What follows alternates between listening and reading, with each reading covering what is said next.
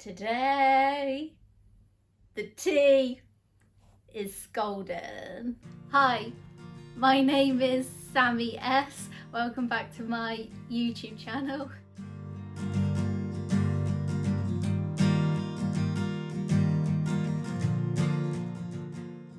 So, a couple of weeks ago, I put a post out on my Instagram. Follow me on Instagram, Sammy Signs and Speaks. You know where it's at. So I put a post up, and the amount of people that were like, yes, film a video about your time as a female promoter, it seemed to get there was a lot of traction to it, and people were just really interested. So this one's for you, my little Instagram fan. Obviously, with Rona kicking about, I didn't do any shows last year, and it's not like I've left, it's just because I can't. No memories, a long time ago. Shows, gigs, what are they? What's a social life? So I'm going to start from the very beginning up until the most recent, and I will even talk to you about the plans I had for 2020, which kind of went. Also, big up to one of the best bands in the West Midlands in the UK, if you're not from the UK, Suffer. They're so good, you can check them out on Spotify and YouTube and all that good stuff. Straight off the bat, because I need to do this, because I do it in every video. My pronouns are she, her, but if you do refer me in the they, them pronouns, that's absolutely fine. So yes, I identify with my birth gender, so yes. I am going to talk about this from the perspective of a cisgendered woman being in what is one of the most male-dominated industries, and my experiences within it, and some of the stuff I've gone through, and talk about both the good, the bad, the ugly, and all that sort of stuff. Let's get into it. So, it came about, I would say, 2013, the interest in doing gigs, doing some bar work, and the pub owners let me put on a few acoustic gigs. So I think the kind of, ooh, I can do this, was the thing that kind of got me sort of like interested within doing that sort of thing. So I did a couple of acoustic gigs. So then I asked, could I do like a full band thing? There was at the time another guy who was doing promoting within that area, but was doing all like mostly band gigs at the time. Big up Andy Chamberlain. I guess because I knew him personally, I thought it was really cool, so I guess I kind of wanted to kind of butt in and be like, hey, I could do that too. So I did a couple of the acoustic gigs. Then I put on my first band gig, which I'm sure Ali can bloop up for you. I left the bar work behind and got into modelling. I was still kind of interested in the music stuff, and I was approached by one of my very good friends, Phil, and Phil was just like, I'm setting up a new promotional thing, would you be interested in getting on board? And I was like, okay, yeah, this sounds fun. Anyway, the modelling kind of took over, and I ended up sort of going into it in 2014, kind of leaving it behind. So went into it 2014, but then equally left in 2014, came back into it, and then I did my first show under the name Metal Wave Promotion, which is to this day still my, like, I suppose, promotional brand for the music stuff. So I kind of left, then went back in, and then I did my first gig on the 21st of February 2015, and that gig was to raise money for the Dogs Trust, which, if you don't know what the Dogs Trust is, basically it's a place where they shelter dogs and help dogs find a new home, so like a rehoming centre. Then I did the show. It went really well, considering there was a few like bloopers, which happens with live shows. But yeah, so that was my first gig, and that was kind of the point in which I realised I wanted to go into charity gig promoting. I was like, what can I do next time that's for charity? That's like, raising money for dogs is hecking cute, we all know this, but what's something that's more like, oh, people never think about that? And that, my dears, is when the idea to raise money and awareness for male victims of domestic violence came in. I wanted to go in hard and raise money for something that nobody at the time was talking about and nobody was raising money for. 2015 kind of went quiet, really. I kind of did the one gig and it went quiet because I wanted to focus my attention on creating the all-dayer Hallowfest. So Hallowfest was born, was unveiled, unleashed, whatever you want to call it, into the world in 2016. Looking back in hindsight, there are definitely things I could have done a little bit better. Definitely not doing it on a Sunday. Sundays are not the best. I should definitely have started it on a Saturday. But anyway, I decided Sunday was great, so we did it on a Sunday. In 2016 as well, I did a few other gigs. I did a tour date for a Swedish band called Bury the Evidence and a band from Exeter which are no longer around but absolutely fucking brilliant. Rain Eternal. Oh, I miss those boys. But yeah, so I did a tour date with my then sort of partner that was on board because Phil had already left Metal Wave Promotion by this point. He had said, look, I've got so much going on with my own other, like my other music stuff, you can basically have Metal Wave Promotion. I was like, cool, I can do like my charity gigs. It was just me and the other guy that was involved that we were doing shows. We did, so we did the tour date, we did Hallowfest 2016, which, to be fair, considering it was on Sunday, it did actually really well and it was really cute, and it seemed to get a lot of attention for what would be the following year. And then we did another show in the November. Although compared to some promoters, my catalogue of gigs is actually substantially small, it was because I was trying to work around doing, like, focusing in on Hallowfest. I wanted to kind of make the launch of that really spectacular. There was kind of gaps in between. Then hits 2017, the guy that I was doing it with, he left, so I was left kind of doing shows on my own, and then my friend Roxy helped me. So I did consistent monthly shows for about 4 or 5 months. It was like once a month in my local area, as well as planning Hallowfest 2017. I did a couple of collabs, like, I'm trying to remember like specific years. I think there was a few other gigs in 2017, but predominantly my focus was initially on my own stuff and Hallow. I did that, and Hallow 2017 was pretty good overall, like, was chill. In 2017, because I've just remembered, I also did a tour for my boyfriend's old band.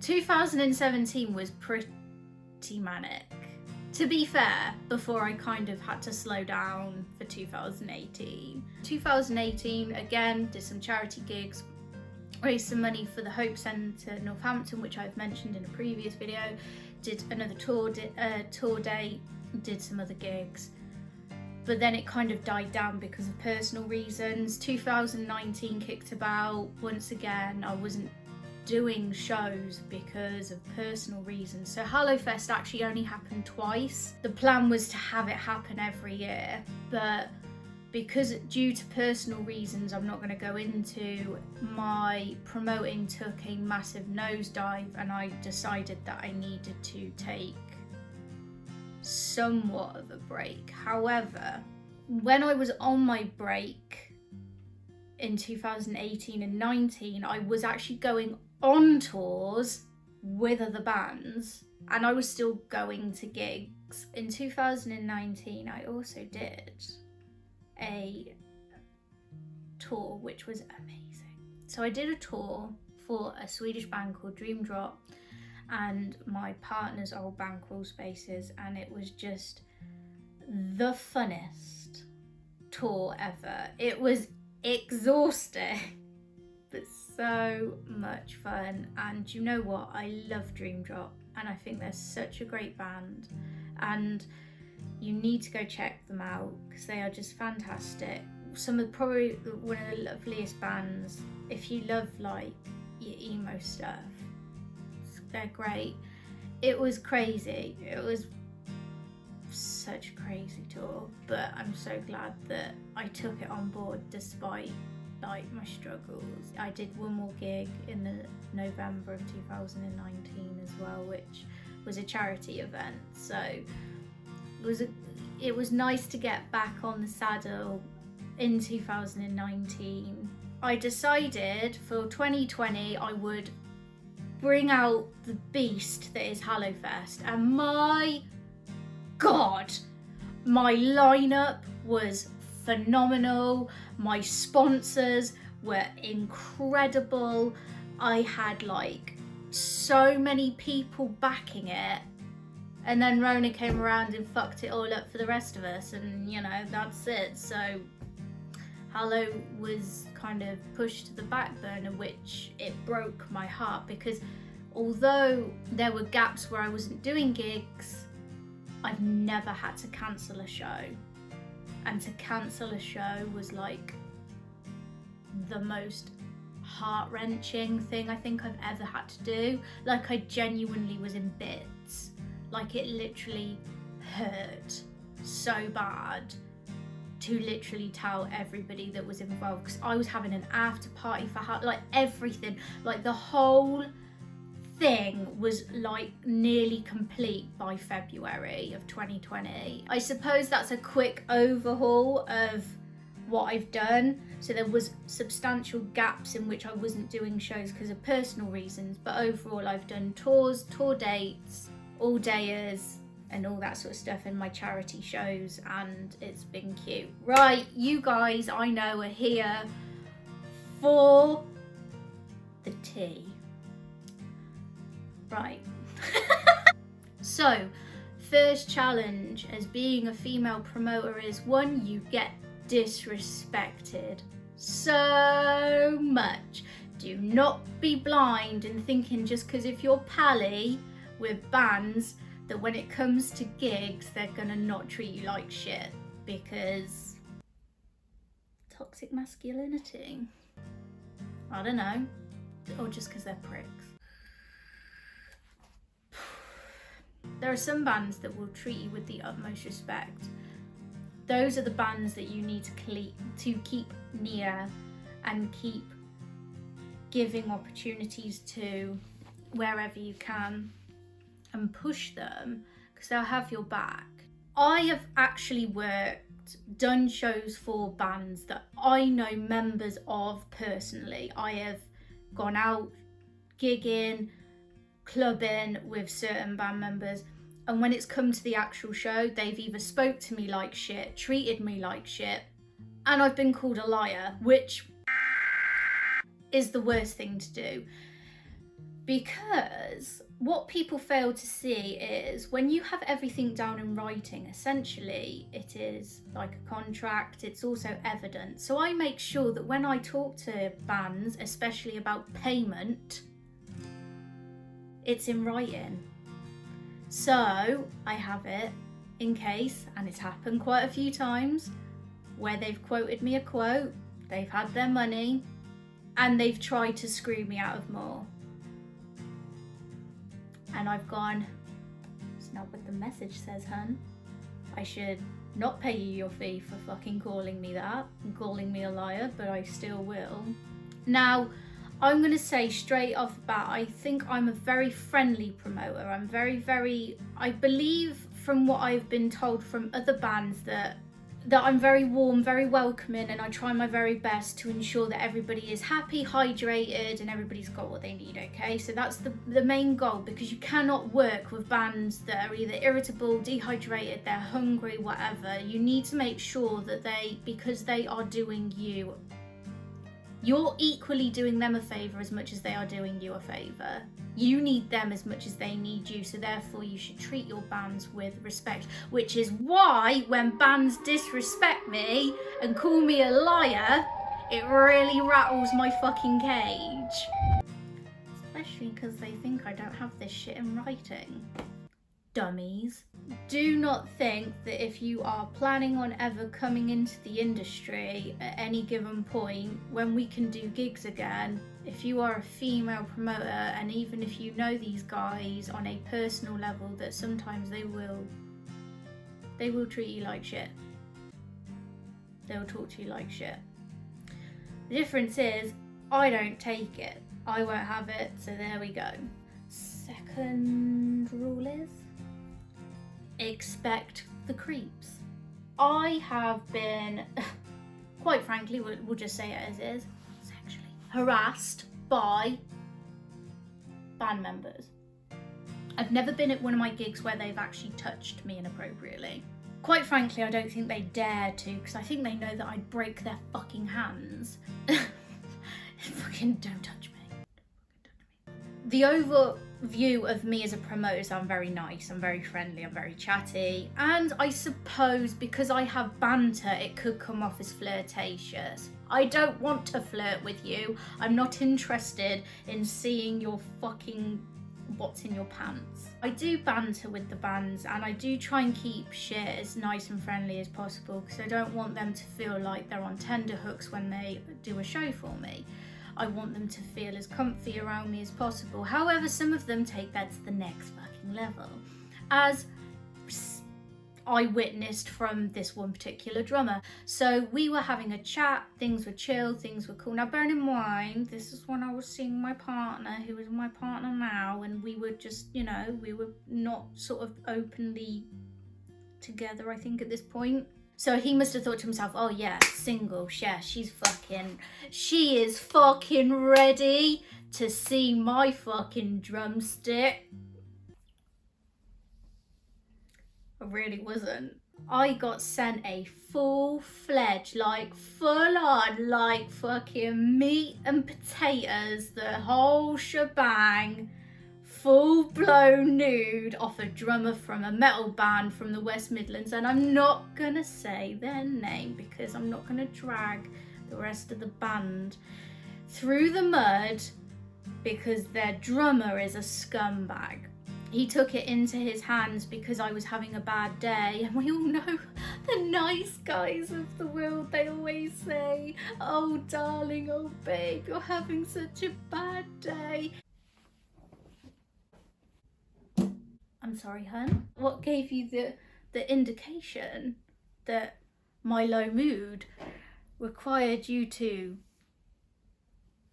send me your baby carrot? For some reason, some goddamn reason, they cannot understand that when you're talking gigs, it's business. It's business. I don't want to see your wang. Don't want to see your naked butt cheeks. I don't want to see any of that. Yeah, so that happened. Again, I'm not going to name anybody, but I do have the screenshots, however. But I was actually, I had the frontman of quite a big pop punk band speak to me inappropriately. The conversation was predominantly around sorting a show or sorting a tour. I think it was sorting a tour. And I really wanted to obviously get things sorted. I knew that his band were busy. I knew they were like off their, you know, they were very busy. And he took it upon himself to say, and I quote, "I wasn't messaging you to talk about gigs. I was messaging you because I think you're really cute." And I was like, okay. To which he was like, "I kind of want to get to know you, blah, blah, blah." And I was like, no. So naturally the conversation died very quickly, and yeah, but the conversation prior to that was very civil. It was very just like, you know, "You're right, babe," all this sort of stuff. Now I will say I don't mind pet names. I don't mind people calling me pet names. Like, you can call me babe, bab, whatever you want. I don't mind it.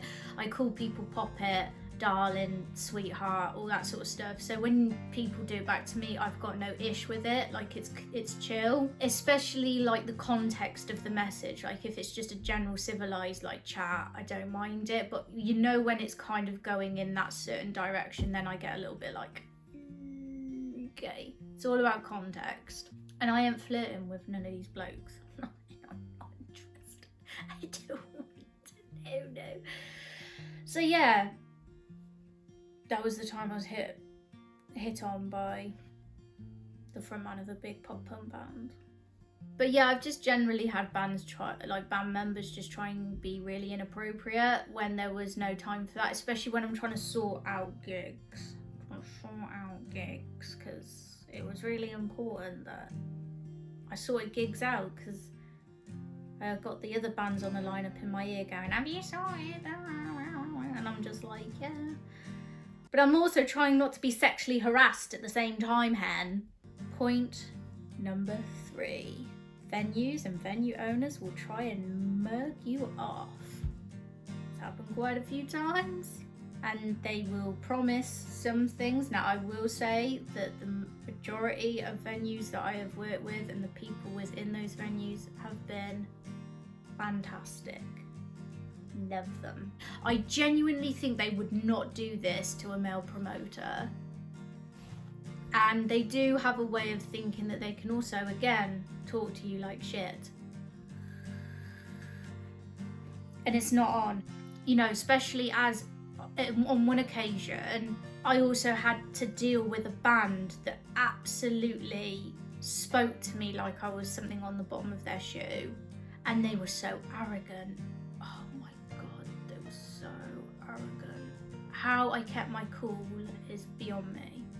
So I was dealing with shit off the venue and shit off a band, and I was just like, why are you ganging up on me? I will always say, if I'm in the wrong, I will always try and do things right. Now, I will say, and I will say this,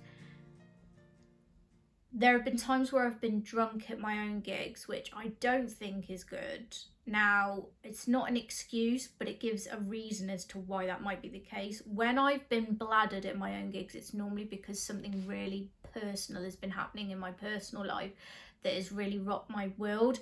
Now, I will also state, I now know I suffer with BPD, and I didn't realise back then that I was coping a lot with stuff through drinking and stuff. So I would get smashed when I was under a lot of pressure, especially with like certain gigs. So there have been times where I have lost my temper whilst I've been under the influence of alcohol at one of my shows. However, I don't lose my temper for no reason. Somebody has to push me to that point, which is why like some of these bands are now blacklisted, because some of them took it there, made me rage. The alcohol just fueled the rage, and I ended up having a go at them, because I'm not going to sit back and take their shit. However, on 99.9% of the times, if I'm wrong, I will take it and I will work on it to try and be a better promoter. And I always try and be the best promoter possible. And I don't always get it right, because I'm not perfect. You know, I'm just somebody just trying to help charities and help the bands. So there is that. I think it was in 2017, I also was part of a collaboration with some female promoters, female producers, a female sound tech, female band members on a project of what it's like being a female in the music industry. I will see if I can try and find the video and bloop it up, because it's really insightful, I think, to kind of realise that it's hard.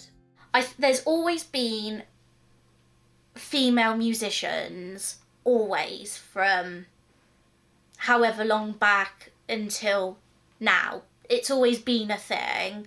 I think what it was back then, women were seen and not heard in a lot of ways. I don't know what it is, how you explain it, but it's almost like, oh my god, she's a female and she's in this industry. It is literally that. Oh my god, she's a female musician. Oh my god, it's a female. Wow.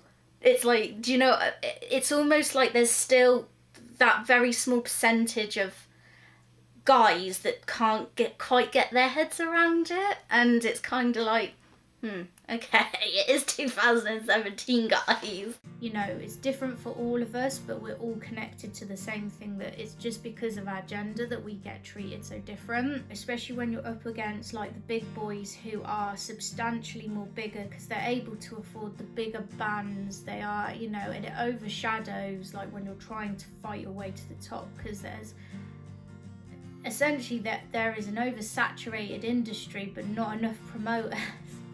And it's just like, shit. It's just batshit. It's not easy. And also as well, when I first started doing gigs, like I had no idea, like nobody was helping me, okay? I had no fucking clue what was happening. And I had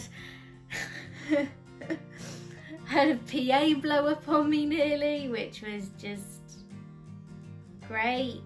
I mean, I have had bands that have been manic, but that's part of their persona, so I just let them crack on, and the venue's been like, meh, and I'm just like, it's cool, live music, baby, get over it.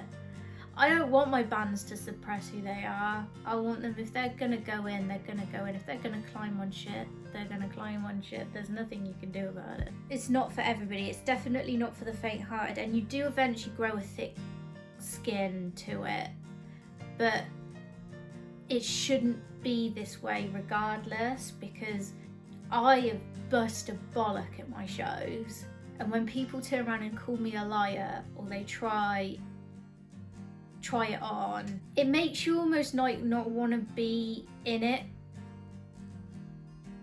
because it brings it back home that you're not really respected, and they don't see you as somebody who needs to be respected. I would say, if your venue talks to you like shit, just tell them fuck off. There's plenty of other venues that would be, especially like in today's climate when we're able to do like shows again, that would love the opportunity to have the shows there. Bands will disrespect you. Also, don't take it. Tell them to fuck off. And the ones that sexually harass you, just screenshot everything. Threaten them if you want. Just say, do you really want me to send this to your band? Fuck it. Don't think you have to be nice because you're a female. Don't think you have to play it down and just kind of go, ah. No, it shouldn't be happening. Plain and simple. But I also, I've just remembered, at my gigs, I always try and like be energetic for the bands. Like I'll be there at the front, either screaming their lyrics and dancing and having a great time and hyping them up. Or it could be like the time on the Dream Drop tour where I decided to have a bag of balloons and I decided to stand on the table and I just went, wah! And my legs went, wah! And I just fell. The table, the glasses, everything went everywhere. You truly went I went head over heels, yeah, and I had the biggest bruise on my ass. And then that, what I ironically was, the Saturday was in London at the Black Hat. Yeah. And I was so drunk, I was just moshing with a big bruise on my ass. So, you know, I will always big my bands up. I will always be there, like whether I'm at the door, doing the door,